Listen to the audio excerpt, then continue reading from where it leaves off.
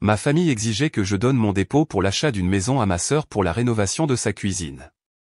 Elle est mère, toi tu es juste célibataire. Alors j'ai secrètement acheté mon propre logement à la place et leurs visages sont devenus blancs comme des chevaux de course quand je leur ai envoyé ma nouvelle adresse. J'ai passé 3 heures à préparer le dîner parfait. Des pâtes maison avec cette sauce à la crème dont Geneviève parlait toujours avec tant d'enthousiasme. Du pain à l'ail fait maison. J'ai même allumé les bonnes bougies que je gardais pour une occasion spéciale. Cette soirée me semblait spéciale. Après 7 ans à cumuler 2 emplois, à vivre dans un studio qui sentait le chat de mon voisin, et à manger des ramen 4 soirs par semaine, j'avais enfin assez économisé pour un apport pour une vraie maison. Je m'appelle Amélie et j'ai 33 ans. Je préparais ce dîner depuis des semaines, répétant comment j'annoncerais à ma famille le Pantouse que j'avais repéré en centre-ville. Celui avec le balcon et l'îlot de cuisine sur lequel je pourrais vraiment cuisiner, au lieu de cette plaque chauffante que j'utilisais depuis mes études. Ça a l'air incroyable, ami, a dit Geneviève en s'installant sur ma seule chaise décente, tandis que Jean-Luc se servait du vin. Ma sœur était parfaite comme toujours. Ses cheveux fraîchement éclaircis, son jean de marque qui coûtait probablement plus cher que mon budget alimentaire mensuel. Tu t'es vraiment surpassé, ont dit maman et papa en se serrant sur mon petit canapé. Maman serrait son sac à main comme si elle craignait que ma pauvreté ne soit contagieuse. L'appartement a l'air douillet, a-t-elle dit, ce qui, en langage maternel, signifiait cet endroit est un dépotoir. J'ai donc commencé, essayant de garder la voix ferme. J'ai en fait une nouvelle à partager. En fait, chérie, l'a interrompu papa, nous avons aussi quelque chose à discuter avec toi. La façon dont il l'a dit m'a fait tomber le ventre. Geneviève s'intéressait soudainement à ses pâtes, les enroulant autour de sa fourchette sans les manger. Jean-Luc s'est raclé la gorge et a resservi du vin. Que se passe-t-il, ai-je demandé. Maman et papa ont échangé l'un de ces regards, le genre que les couples mariés se lancent quand ils ont répété une conversation. Eh bien, a commencé maman. Geneviève et Jean-Luc regardent pour rénover leur cuisine. Elle tombe en ruine, a ajouté Geneviève rapidement. Les placards datent des années 80. Les comptoirs sont fissurés, et honnêtement, c'est embarrassant quand des gens viennent. J'ai hoché la tête, confuse. Ok, c'est génial que vous la mettiez à jour. Le fait est, a dit papa, que c'est cher. Très cher. Et avec les activités des enfants et les prêts étudiants de Jean-Luc. Oh non. Oh non.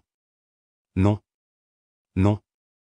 Nous espérions, a continué maman, que peut-être vous pourriez nous aider comme un investissement familial. Aider comment? Mais je savais déjà. La manière dont ils me regardaient tous, le timing répété de cette conversation, le fait qu'ils aient choisi de la voir ici plutôt que chez Geneviève avec sa salle à manger parfaite. Nous savons que tu économises de l'argent, a dit Geneviève, et sa voix avait ce petit tremblement qu'elle avait quand elle voulait quelque chose. Et tu n'as pas d'enfant, pas de prêt hypothécaire, rien qui t'attache vraiment. Ce serait tellement pour nous. Combien, ai-je réussi à demander? 40 000 euros, a dit Jean-Luc doucement. Le chiffre m'a frappé comme un coup physique. 40 000 euros. Presque exactement ce que j'avais économisé. C'est tout ce que j'ai. Nous savons que c'est beaucoup demandé, a dit papa. Mais Geneviève a des enfants à considérer. Une belle cuisine ajoute de la valeur à la maison, et un jour cela profitera aux petits-enfants. C'est vraiment un investissement dans l'avenir de la famille. Et mon avenir? Les mots sont sortis plus tranchants que je ne l'avais voulu. Le visage de maman s'est adouci avec cette expression qu'elle utilisait quand elle pensait que j'étais difficile. Chérie, tu es jeune et célibataire. Tu as le temps de recommencer à économiser. Geneviève est à une autre étape de sa vie. J'ai 33 ans. Exactement, a dit Geneviève en se penchant par-dessus la table pour me serrer la main. Tu as tellement de liberté. Pas de mari, pas d'enfant, pas de vraie responsabilité. Tu peux reconstruire tes économies en quelques années. J'ai fixé ses ongles parfaitement manucurés sur mes mains rugueuses par le travail. J'allais acheter un Pantouse. Un Pantouse, a froncé les sourcils papa. Pourquoi aurais-tu besoin d'un Pantouse entier? Cet endroit est bien pour quelqu'un dans ta situation. Ma situation? Tu sais ce qu'il veut dire, a dit maman doucement. Tu es indépendante. Tu n'as pas besoin de beaucoup d'espace. Geneviève a une famille à considérer. J'ai regardé autour de la table ces personnes que j'avais aimées toute ma vie. Geneviève, qui n'avait jamais travaillé depuis son mariage. Mes parents, qui l'avaient aidé pour son mariage, son apport, sa voiture quand elle était en panne. Jean-Luc, qui ne pouvait même pas me regarder dans les yeux. J'ai besoin d'y réfléchir, ai-je dit. Bien sûr, a dit Geneviève, mais elle souriait déjà. Prends tout le temps qu'il te faut. Nous sommes juste tellement reconnaissants d'avoir quelqu'un comme toi dans notre coin. Ils sont partis 1 heure plus tard, bavardant de style d'armoire et de granit contre quartz. Geneviève m'a serré fort dans ses bras à la porte. Tu es la meilleure sœur du monde, a-t-elle murmuré. Je ne sais pas ce que je ferais sans toi. J'ai fermé la porte derrière eux et je me suis laissé glisser contre elle jusqu'à ce que je sois assise sur mon linoléum bon marché. Les bougies brûlaient toujours, projetant des ombres sur les murs de mon petit appartement. L'appartement dont j'avais désespérément voulu m'échapper. Je suis restée assise là jusqu'à ce que les bougies s'éteignent, pensant aux 7 années de double quart, de repas sautés et de refus de chaque invitation parce que je ne pouvais pas me le permettre. 7 ans à construire quelque chose qui était à moi. Ils sont tous partis cette nuit-là en planifiant une cuisine. J'ai veillé, planifiant la liberté. Le lendemain matin, Geneviève a appelé avant même que j'aie fini mon café. Ami, je n'ai pas pu dormir la nuit dernière en pensant à notre conversation. Je sais que c'est beaucoup demandé, mais je le ferai, ai-je dit, en la coupant. Le silence, puis un cri qui a failli me faire éclater le tympan. Oh mon Dieu, vraiment, ami? Tu es incroyable. Je pleure littéralement en ce moment. Jean-Luc, Jean-Luc, a-t-elle dit. Oui. J'ai entendu la voix étouffée de Jean-Luc en arrière-plan. Puis Geneviève est revenue. Nous allons rendre cela si beau. Tu dois venir voir les tableaux d'inspiration que j'ai faits. Quand peux-tu transférer l'argent? L'entrepreneur veut commencer la semaine prochaine. J'ai besoin de quelques jours pour déplacer des choses. Tu sais comment sont les banques avec les gros virements. Bien sûr, bien sûr. Oh, ami, je t'aime tellement. Tu nous sauves la vie ici. Après qu'elle ait raccroché, je suis restée assise à fixer mon téléphone. Puis j'ai ouvert mon ordinateur portable et j'ai commencé à taper « agents immobiliers près de chez moi ». Avant midi, j'avais des rendez-vous avec 3 agents différents. En soirée, j'envoyais un SMS à Geneviève au sujet de la quincaillerie des armoires, comme si rien n'avait changé. Que penses-tu de l'or brossé par rapport au noir mat? J'ai envoyé avec une capture d'écran d'un site de design. OMG, l'or. Tellement élégant. Tu as tellement bon goût. J'ai fait une capture d'écran de sa réponse et je l'ai enregistrée. Preuve de ma prétendue implication dans cette mascarade. Le groupe familial a illuminé les jours suivants. Maman partageant des tableaux Pinterest. Papa envoyant des liens vers des ventes d'électroménager. Geneviève postant des photos de sa cuisine actuelle avec des légendes comme bientôt parti. Et puis il y a eu le post Instagram. Geneviève avait pris un selfie dans sa cuisine, rayonnante et légèrement triste, avec la légende « Parfois, on ne réalise pas à quel point on est béni avant que quelqu'un ne nous montre ce qu'est le vrai amour. » Ma sœur Amélie renonce littéralement à ses économies pour nous aider à créer le cœur de notre foyer. Je ne la mérite pas, mais je suis tellement reconnaissante. Béni soit la famille. Ce message a reçu 47 j'aime dans la première heure. Des commentaires affluaient sur ce qu'une sœur incroyable j'étais, à quel point Geneviève avait de la chance, à quel point leur famille était belle.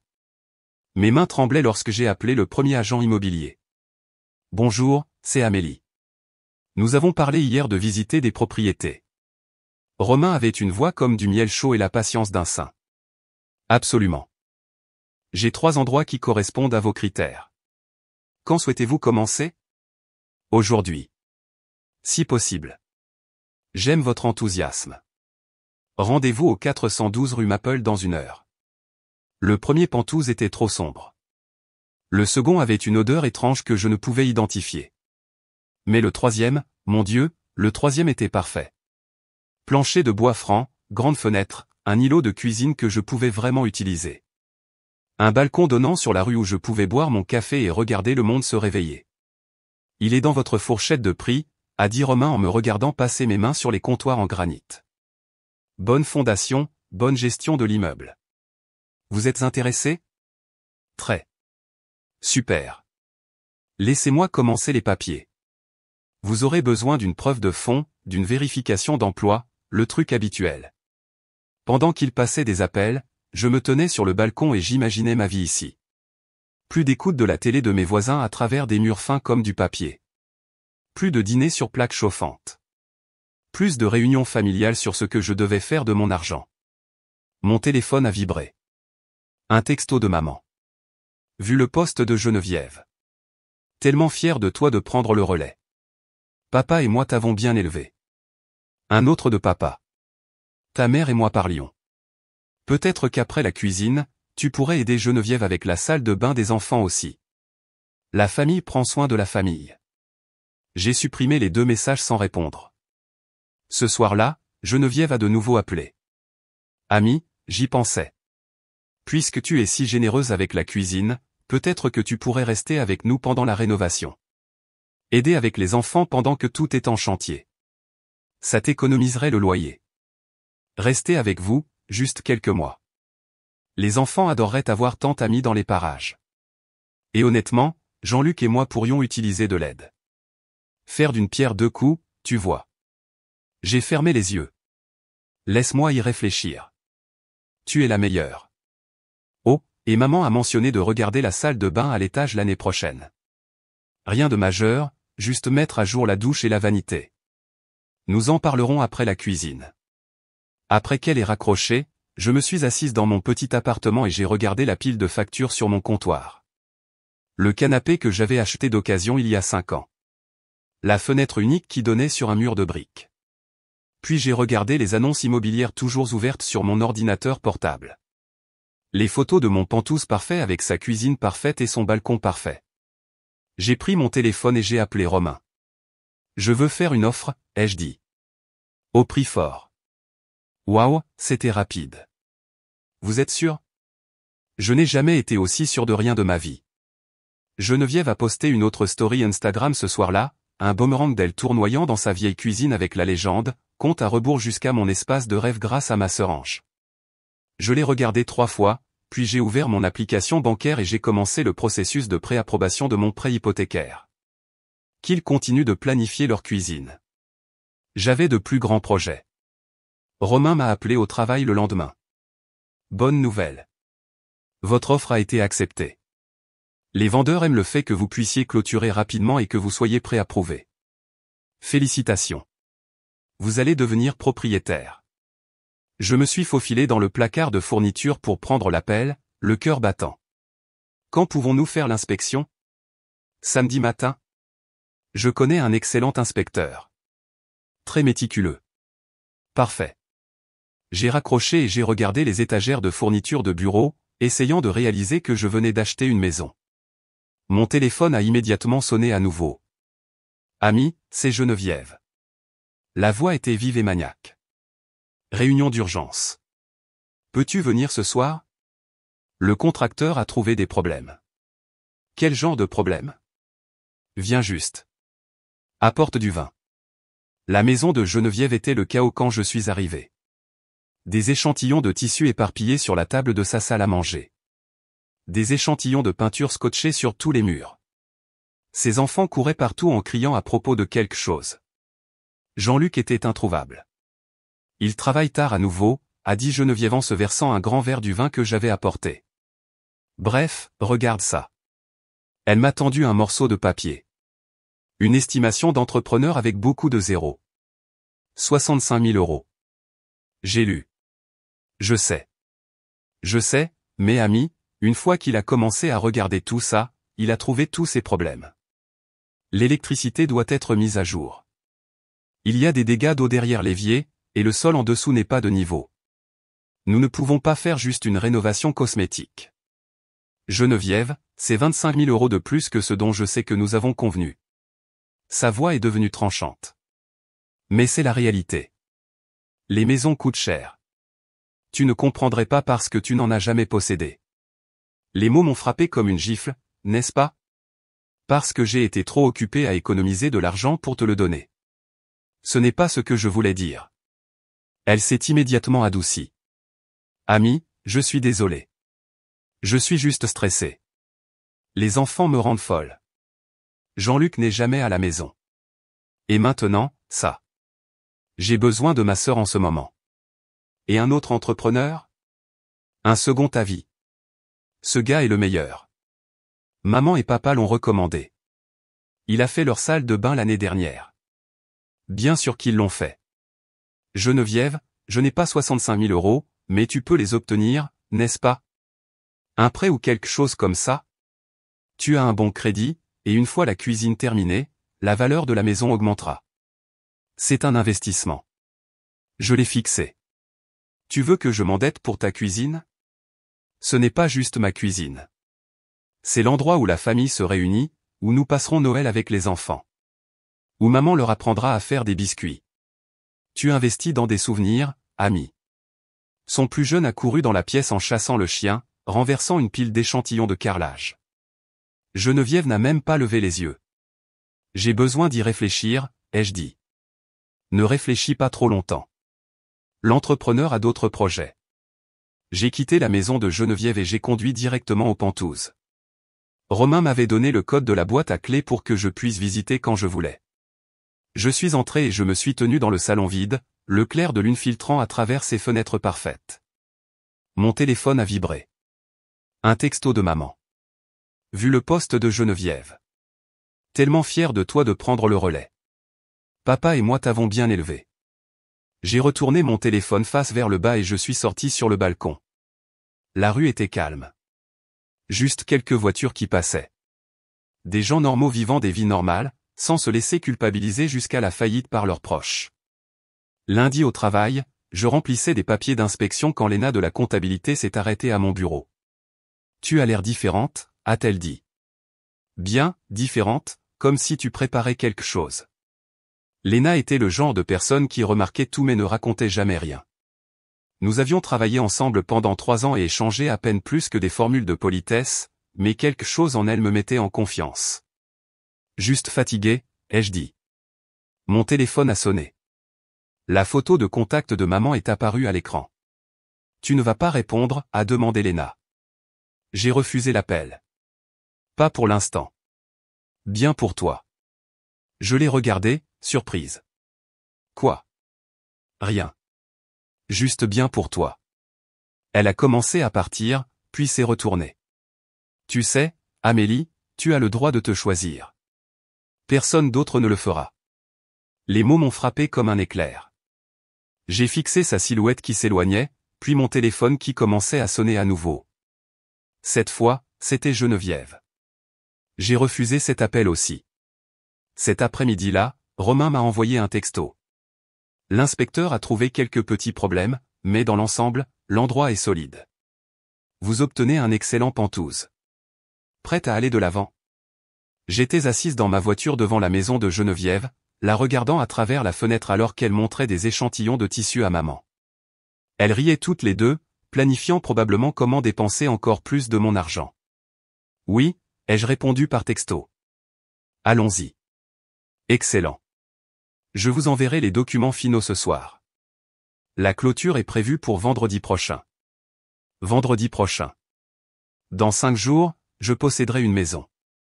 Une vraie maison avec mon nom sur l'acte et l'opinion de personne d'autre n'ayant d'importance. Mon téléphone a sonné à nouveau.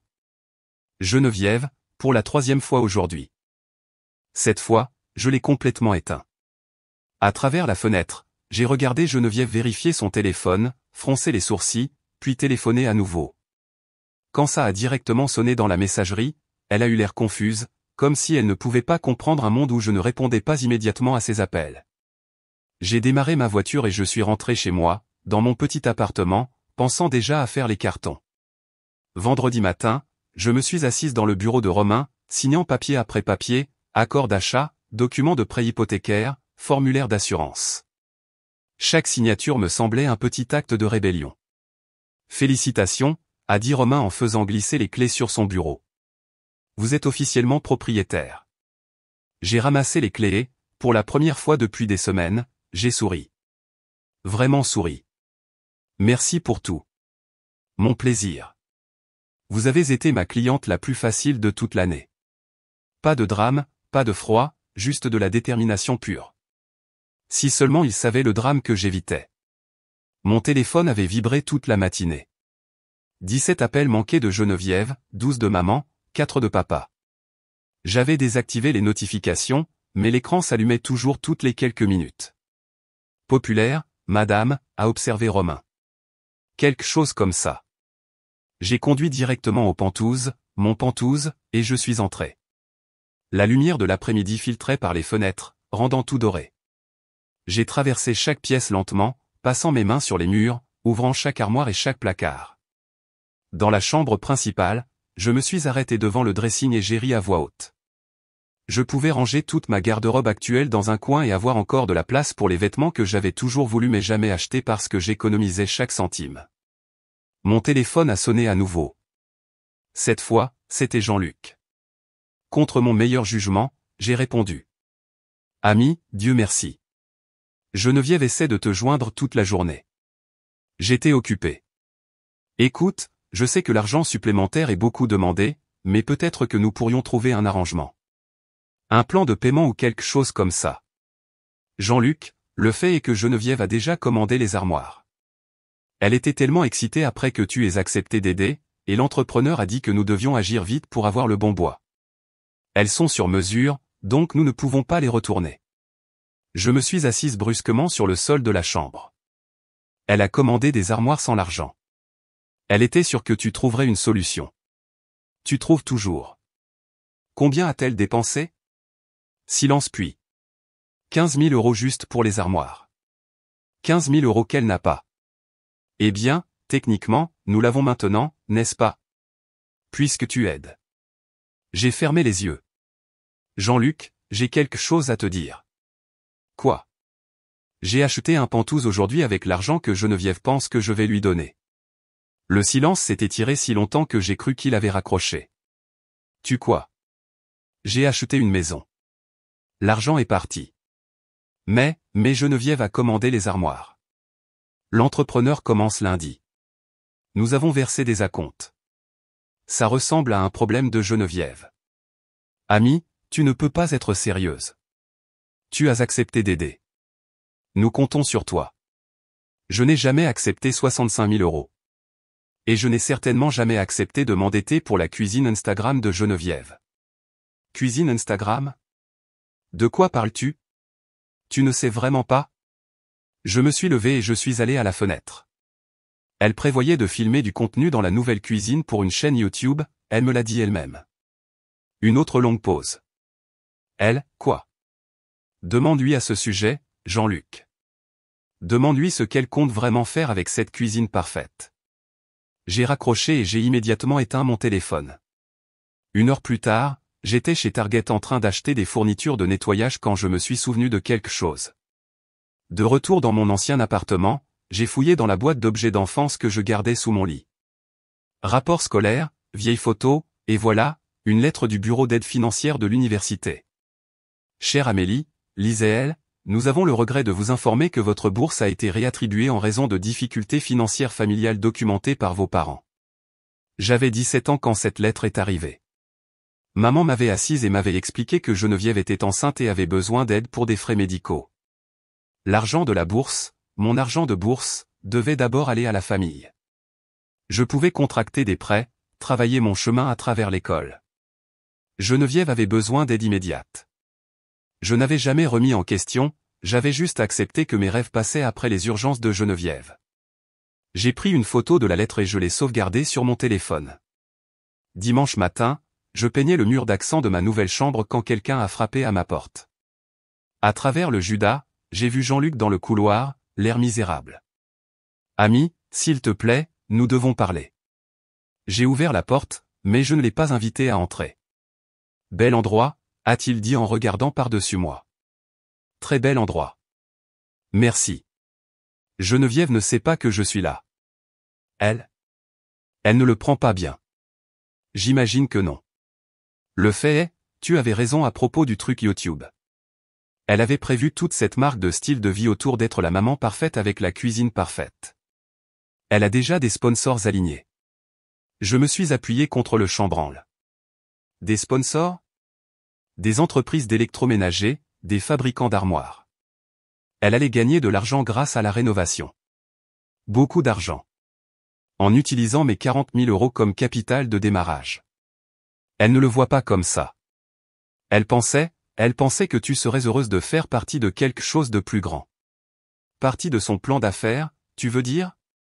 Jean-Luc s'est passé les mains dans les cheveux. Je suis désolé, ami. J'aurais dû dire quelque chose plus tôt. J'aurais dû arrêter ça. Oui, tu aurais dû. Y a-t-il un moyen, une possibilité que tu puisses encore aider, même partiellement? Je l'ai regardé là, dans mon entrée, dans ma maison que j'avais achetée avec mon argent, que j'avais économisé avec mon travail. Non, Jean-Luc, il n'y en a pas. J'ai fermé la porte et je suis retourné peindre mon mur exactement de la couleur bleue que j'avais toujours voulu. Les courses de meubles ont commencé comme une nécessité et sont devenues une thérapie. Je passais mes pauses déjeuner dans différents magasins, passant mes mains sur des tables de salle à manger que je pouvais réellement me permettre, testant des canapés qui s'adapteraient parfaitement dans mon salon. Chez West Elm, j'ai trouvé une table basse qui me rendait stupidement heureuse. Vrai bois, ligne simple, exactement ce que j'avais imaginé pendant des années. La vendeuse, une jeune fille aux cheveux violets, m'a aidé à organiser la livraison. Premier endroit, a-t-elle demandé. Comment avez-vous su? Tu continues de prendre des photos de tout et tu as l'air sur le point de pleurer. Mais de manière positive. Elle n'avait pas tort. Je dormais mieux que depuis des mois, même sur mon vieux matelas dans mon petit appartement. Chaque matin, je me réveillais sachant que j'avais un endroit où aller qui m'appartenait. Mon téléphone restait éteint la plupart du temps. Maintenant, quand je l'allumais, les messages devenaient plus désespérés. Geneviève, amie, s'il te plaît, appelle-moi. Nous devons régler ça. Maman, ta sœur est folle de chagrin. Ce n'est pas toi. Papa, Amélie, appelle la maison immédiatement. Geneviève, encore, je viens dans ton appartement si tu ne réponds pas. Je les ai tous supprimés et je suis retourné faire du shopping. Au magasin de matelas, je testais un lit queen size quand quelqu'un a dit mon nom. Amélie. Sainte. C'est toi. Je me suis retourné et il y avait Dexter, mon ex d'il y a 3 ans. Toujours les mêmes cheveux bruns en désordre. Le même sourire de travers qui me faisait oublier pourquoi j'étais en colère contre lui. Salut, Dex. Waouh, tu as l'air différente. Bien. Différente. Il a fait un geste vers le matelas. Amélioration de la situation du sommeil. Quelque chose comme ça. Puis-je demander ce qu'il est advenu de toute cette histoire d'économiser chaque centime? Tu avais des crises d'angoisse quand nous sortions dîner. La vieille moi aurait été embarrassée. La vieille moi aurait trouvé des excuses pour être pratique et responsable. La nouvelle moi a juste haussé les épaules.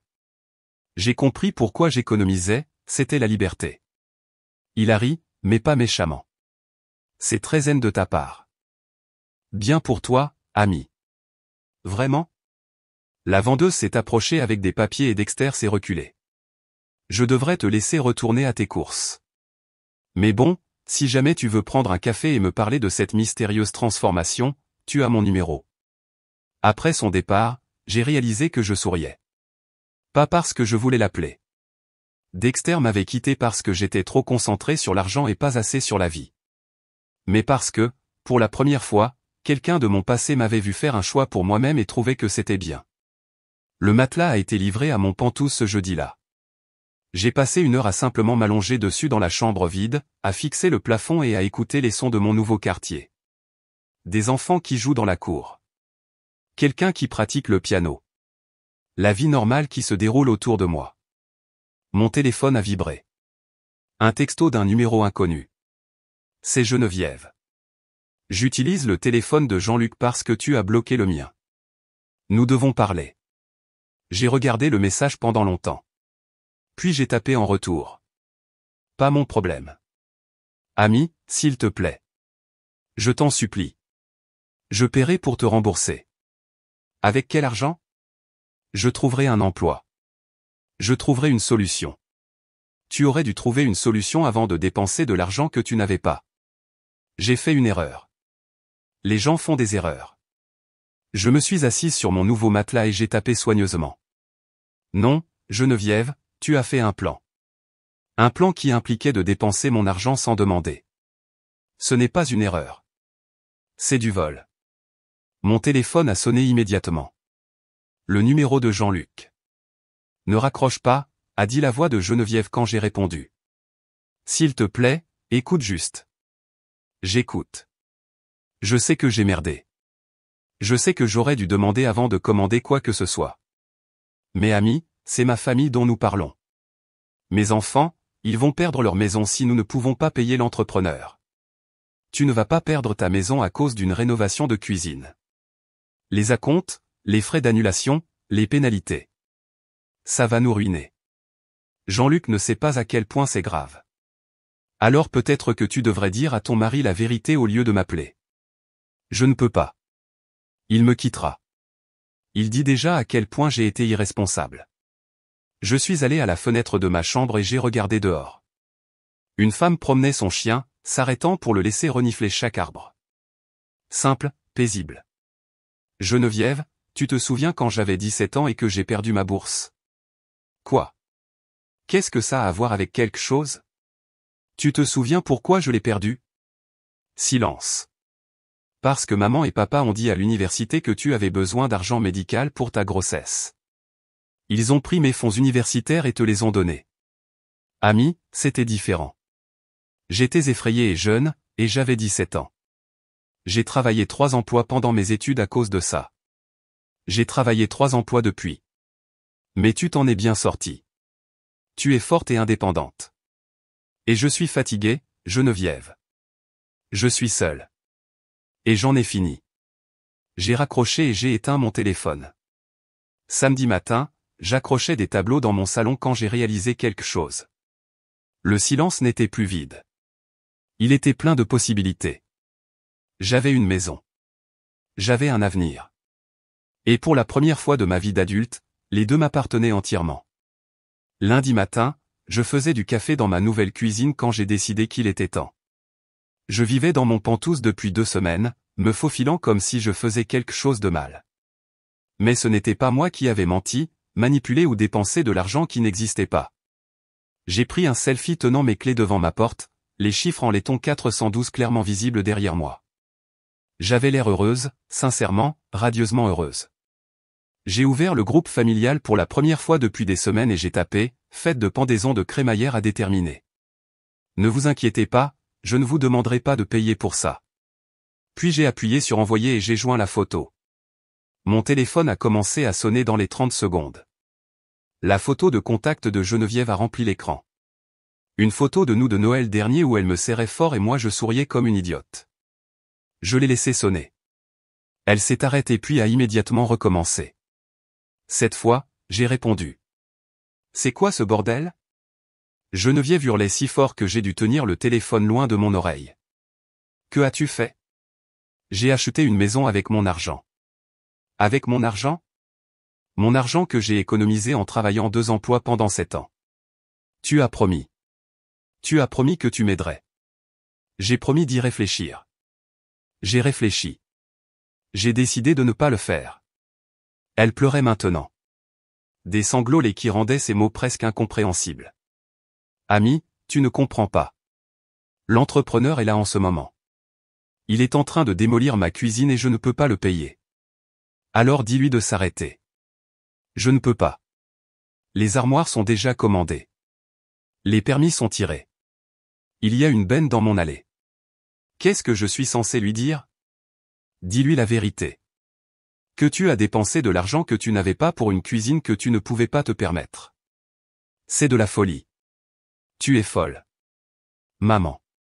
Maman, prends le téléphone.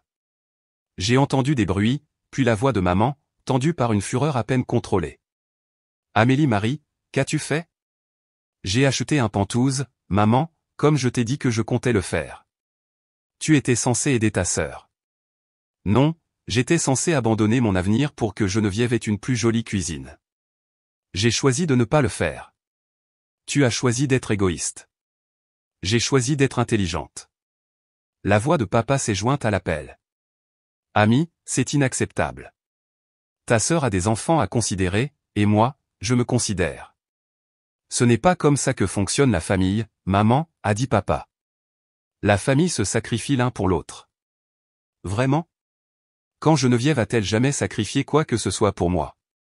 Silence. Quand est-ce que quelqu'un dans cette famille a jamais sacrifié quoi que ce soit pour moi? Nous t'avons élevé, a dit papa. Nous t'avons nourri et habillé, et tu as fait le minimum légal. Félicitations. Geneviève a repris le téléphone. Ami, s'il te plaît. Je t'en supplie. Je ferai n'importe quoi. Je te rembourserai. Comment? Tu n'as pas de travail. J'en trouverai un. Pour faire quoi? Tu n'as pas travaillé depuis 12 ans. Je trouverai. S'il te plaît, ne me fais pas ça. Je suis allé à la fenêtre de ma chambre et j'ai regardé dehors. Une femme promenait son chien, s'arrêtant pour le laisser renifler chaque arbre. Calme, paisible. Geneviève, tu te souviens quand j'avais 17 ans et que j'ai perdu ma bourse? Ce n'est pas comme ça que ça fonctionne, maman, a-t-elle dit. Geneviève a besoin de plus d'aide. Geneviève a besoin d'apprendre à se tenir sur ses propres pieds. Au lieu de cela, tu lui as appris que d'autres personnes la sauveraient toujours. Eh bien, félicitations. Tu as créé un monstre. N'ose pas parler de ta sœur comme ça. Ma sœur est une gosse manipulatrice et prétentieuse qui pense que le monde lui doit tout. Et tu l'as rendue comme ça. Maman a reculé comme si je l'avais giflée. Je ne sais pas qui tu es maintenant. Je suis la fille qui a finalement compris que la famille n'est pas censée être à sens unique. Elle est partie sans un autre mot. Ce soir-là, je me suis assise dans mon salon avec un verre de vin et j'ai regardé autour de moi mon espace. Mes meubles, mes livres, ma vie. Le silence n'était plus vide. C'était paisible. Peut-être qu'elle n'était jamais ma famille, juste mes créanciers. Et j'étais enfin libre de dettes. Le silence a duré 3 semaines. Pas d'appels, pas de textos, pas de messages vocaux en colère. C'était comme si ma famille avait collectivement décidé que je n'existais plus. Au début, j'ai continué à vérifier mon téléphone, m'attendant au bombardement habituel de culpabilité et de manipulation, mais il n'y avait rien. J'ai rempli le silence de vie. De la vraie vie. Samedi matin, j'arrosais le petit jardin d'herbe que j'avais commencé sur mon balcon quand ma voisine d'en face a frappé à ma porte. Madame Patterson, dans la soixantaine, aux cheveux argentés brillants et au rire que l'on entendait à 3 étages de distance. Je fais trop de lasagne encore, a-t-elle dit en tenant un plat couvert. Vous êtes intéressé? C'est vraiment gentil, mais vous n'avez pas à le faire. Miel, je t'ai vu emménager ici pendant des semaines. Tu travailles trop et tu manges trop peu. Laisse une vieille dame te nourrir. Nous avons mangé sur mon balcon, parlant de tout et de rien. Elle m'a parlé de son défunt mari, de son club de jardinage, de son petit-fils qui étudiait à l'étranger. Conversation normale avec quelqu'un qui ne voulait rien de moi à part de la compagnie. Tu sembles différente de quand tu as emménagé, a-t-elle dit en se servant plus de salade. Différente comment? Plus légère, comme si tu portais quelque chose de lourd et que tu l'avais enfin posé. Elle n'avait pas tort. Lundi au travail, Léna s'est arrêtée à mon bureau avec du café et une carte. C'est pourquoi. Ouvre-la. À l'intérieur, il y avait une simple carte de félicitations avec un mot écrit à la main, pour avoir choisi toi-même. Cela demande du courage. Je suis fier de toi. J'ai levé les yeux vers elle, surprise de sentir des larmes dans mes yeux. Comment saviez-vous? Je ne connaissais pas les détails, mais je pouvais voir que tu te battais contre quelque chose. Et puis un jour, tu ne te battais plus. Tu étais juste libre. Cet après-midi-là, Jean-Luc a appelé. J'ai failli ne pas répondre, mais quelque chose m'a fait décrocher. Ami, s'il te plaît, ne raccroche pas. Que veux-tu, Jean-Luc? Je voulais te dire ce qui s'est passé avec la cuisine. Je n'ai pas besoin de savoir. Si, tu dois savoir. Parce que tu avais raison sur tout. Je me suis assise à ma table de cuisine. Celle que j'avais choisie moi-même et payée avec mon propre argent. Geneviève a dû annuler la rénovation. L'entrepreneur a gardé les acomptes, évidemment. Mais voici le truc. Quand elle a appelé les gens de la télé pour leur dire que le projet était annulé, ils ont dit qu'ils n'avaient jamais vraiment été intéressés de toute façon. Quoi? C'était tout dans sa tête. Ami, elle a eu un appel avec une assistante qui a dit qu'il la garderait à l'esprit pour de futurs projets. C'était tout. Pas de contrat, pas d'engagement, rien. J'ai fermé les yeux. Alors, elle a détruit notre relation pour un fantasme, en gros. Et quand je l'ai confrontée à propos de me mentir, à propos de la chaîne YouTube, à propos de tout ça, elle a dit qu'elle essayait juste de se faire une place, qu'elle se sentait inutile en étant mère au foyer et voulait compter. Elle aurait pu trouver un emploi. C'est ce que j'ai dit. Elle aurait pu prendre des cours, faire du bénévolat, faire quoi que ce soit qui n'impliquait pas de dépenser de l'argent que nous n'avions pas. Qu'est-ce qui se passe maintenant? Je ne sais pas. Nous sommes en thérapie. Elle cherche enfin du travail. Les enfants continuent de te demander. Jean-Luc, je ne te demande pas de lui pardonner, ni à aucun d'entre nous. Je voulais juste que tu saches que tu avais raison sur tout. Après qu'il ait raccroché, je me suis assise dans ma cuisine et j'ai essayé de ressentir quelque chose. De la vindication peut-être, ou de la satisfaction. Mais tout ce que je ressentais, c'était de la fatigue. Fatigué de leur drame, de leur chaos, de leur besoin incessant que quelqu'un d'autre résolve leurs problèmes. J'ai préparé le dîner, un vrai dîner, pas à emporter ou des plats surgelés, et je l'ai mangé en lisant un livre que j'avais acheté juste parce que je le voulais. Pas de culpabilité à propos de l'argent, pas d'anxiété à propos de ce que je devrais économiser à la place. Plus tard, j'accrochais une nouvelle œuvre d'art dans ma chambre quand j'ai trouvé la lettre, celle de l'université, à propos de ma bourse perdue.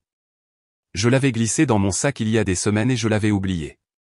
Je l'ai regardée longtemps, puis je suis allé à ma cuisine et je l'ai tenue au-dessus de l'évier. La flamme de mon briquet a attrapé le coin, et j'ai regardé 17 ans de ressentiment se transformer en cendres. Mon téléphone a vibré. Un texto d'un numéro inconnu. C'est Emma. Papa m'a donné son téléphone. Tu me manques, tante amie. Tu me manques? J'ai fixé le message. Mon cœur se brisant un peu. Puis j'ai tapé en retour, tu me manques aussi, ma chérie. Peut-être qu'on peut avoir un rendez-vous de jeu bientôt. Juste toi et moi. On peut aller au zoo. On peut aller n'importe où tu veux. Je n'étais pas prête à pardonner Geneviève, ni mes parents, ni quiconque m'avait traité comme un distributeur automatique avec des sentiments pendant des années. Mais Emma et Jake étaient innocents dans tout ça. Ils méritaient mieux que d'être utilisés comme armes dans la guerre de leur mère. J'ai regardé autour de mon penthouse, ma maison, et j'ai souri. Les murs étaient peints des couleurs que je voulais. Les meubles étaient arrangés exactement comme je les aimais. Le silence était à moi de le remplir ou de ne pas le remplir comme je le choisissais. Pour la première fois de ma vie, je ne devais rien à personne.